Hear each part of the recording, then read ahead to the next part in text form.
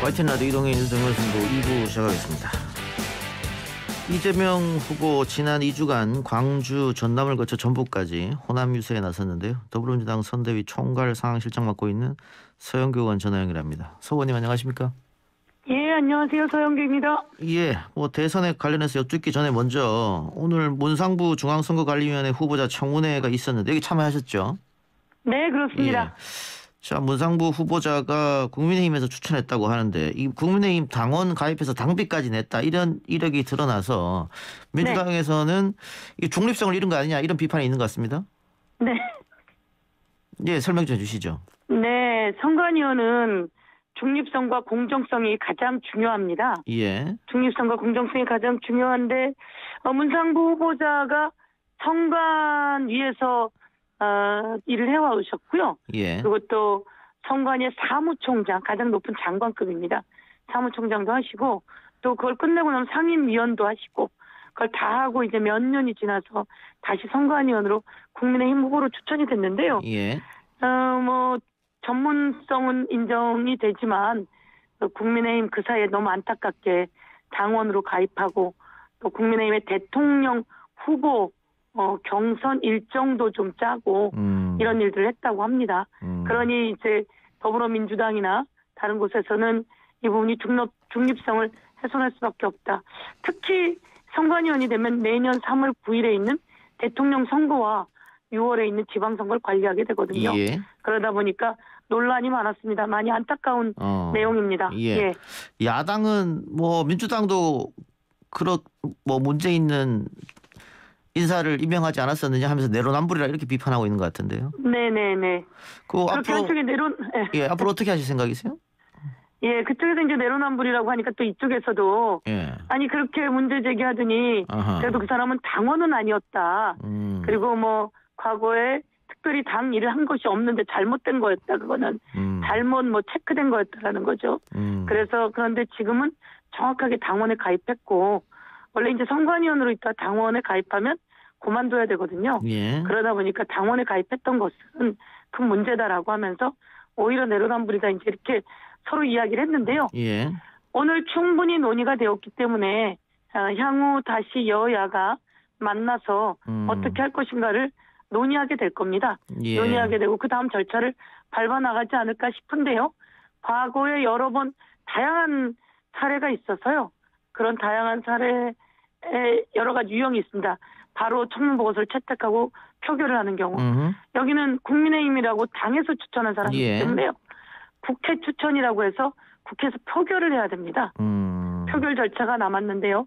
그래서 이제 청문보고서를 채택하고 표결에 가는 경우도 있고 여야가 또 그 표결까지 가는 과정 속에서 청문보고서 바로 직전에 선관위원들은 청문보고서를 채택하지 못해서 중립성의 문제 제기가 있어서 표결도 한 몇 개월 미뤄진 예가 바로 있었다. 직전 선관위원들입니다. 예.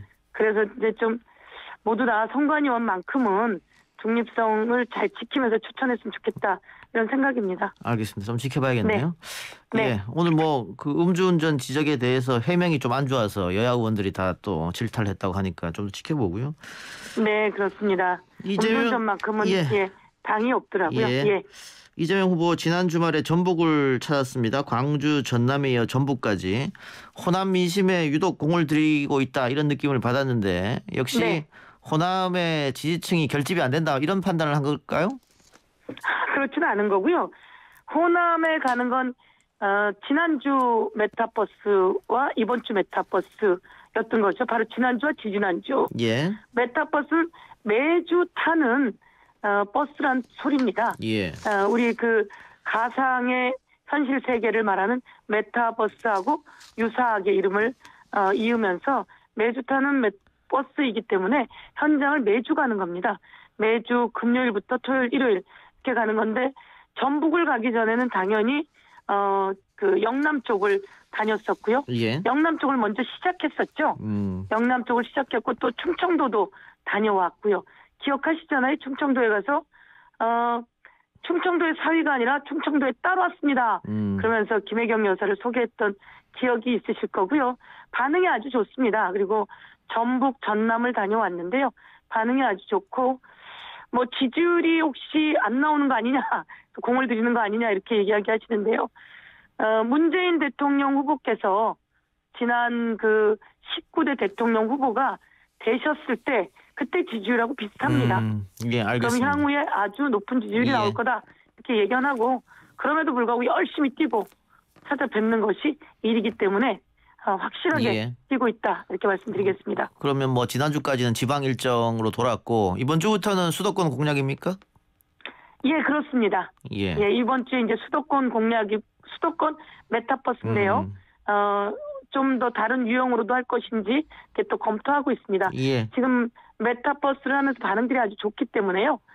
좀 더 좋은 반응들도 만들어보고 이렇게 노력하고 예. 있습니다.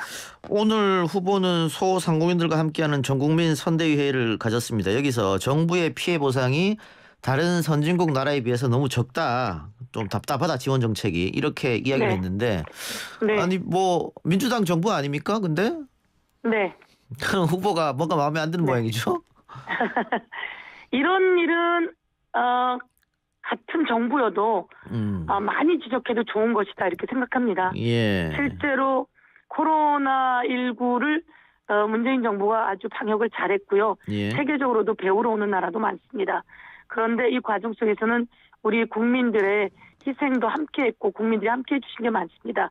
그런데 저희가 미국이나 일본을 보니까 미국은 1,000조가 넘습니다. 예. 국민에게 다가간 돈이 저희는 100조 조금 넘는 것 같습니다. 그래서 30조 정도 되는 것 같은데요.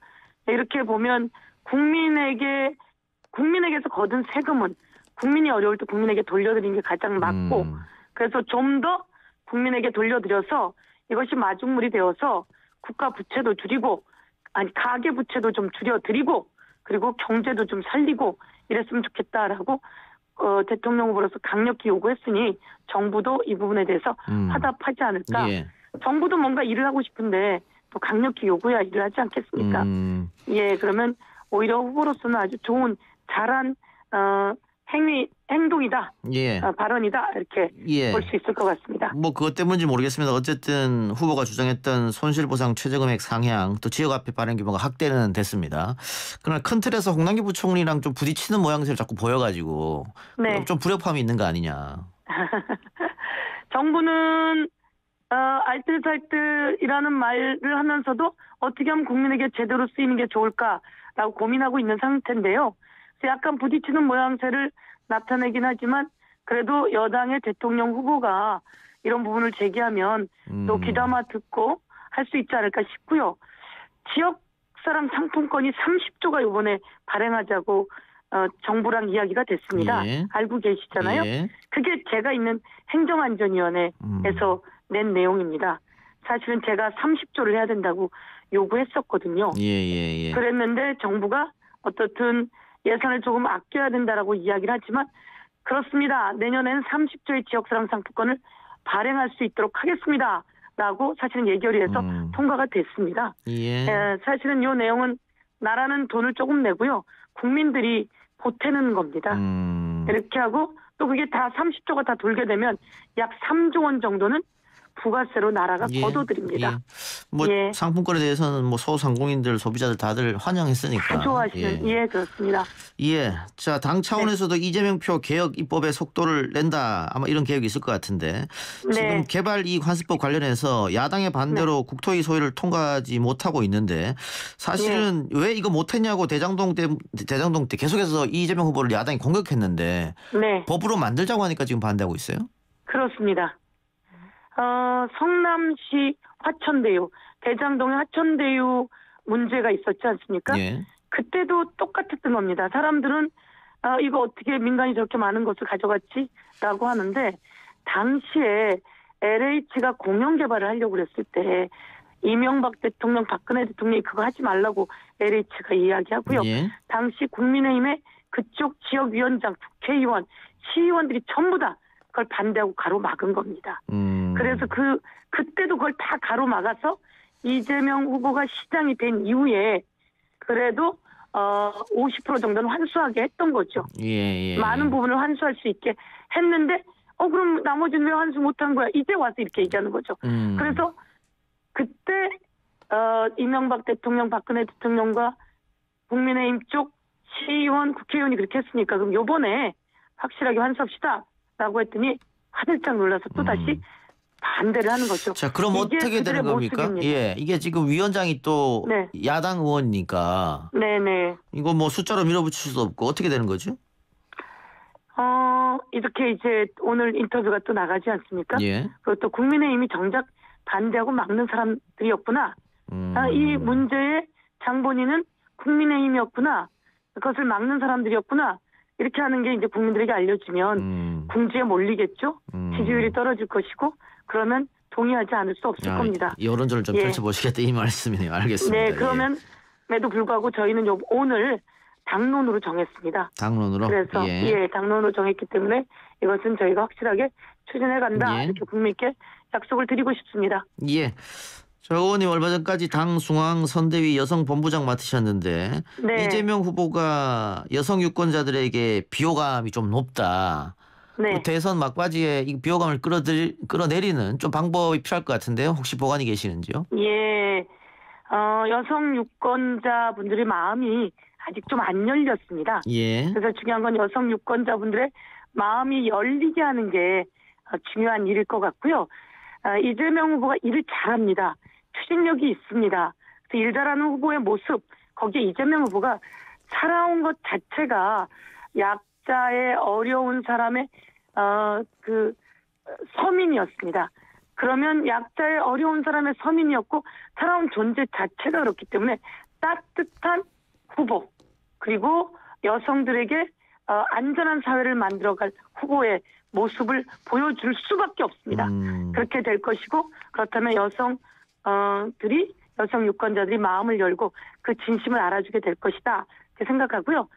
윤석열 후보보다는 여성 유권자들에게 호감도가 훨씬 높다고 생각하고 있고요. 예. 예, 그 검찰 그런 출신의 그 배경을 좀 알고 있잖아요. 예. 그쪽보다는 훨씬 호감도가 높다 이렇게 생각하고 더 열심히 하겠습니다. 예, 말씀하셨다시피 윤석열 후보도 비호감도가 많이 높은데 특히 여성 유권자들이 있어서 지금 국민의힘이 이수정 교수를 영입했는데 아마 이수정 교수 영입으로 여성 유권자들 마음을 좀 사로잡으려 하는 계획이 있었던 것 같아요. 잘 될 것 같습니까? 이수정 교수가 들어가자마자 그 당내에서 문제가 많이 발생하더라고요. 좀 시끄러웠죠. 예. 예, 그래서 그 당 자체의 그 존재, 당 자체의 속성은 어쩔 수 없는 것 같습니다. 이수정 후보가 일정 정도 역할을 할 것 같으니까 그거에 대한 견제가 들어오고 또 이수정 후보가 여성들 보호하는 일들을 또한 어떻든 주장해오고 그러다 보니까 그것에 대해서 또 문제 지적하고 이러니 그 당의 속성은 문제가 많다. 반여성적이다 이런 생각이 들고요. 그리고 또 사실은 이제 제가 행정안전위원회 위원장입니다. 제가 경찰과 이런 쪽이 제 소속 기관입니다.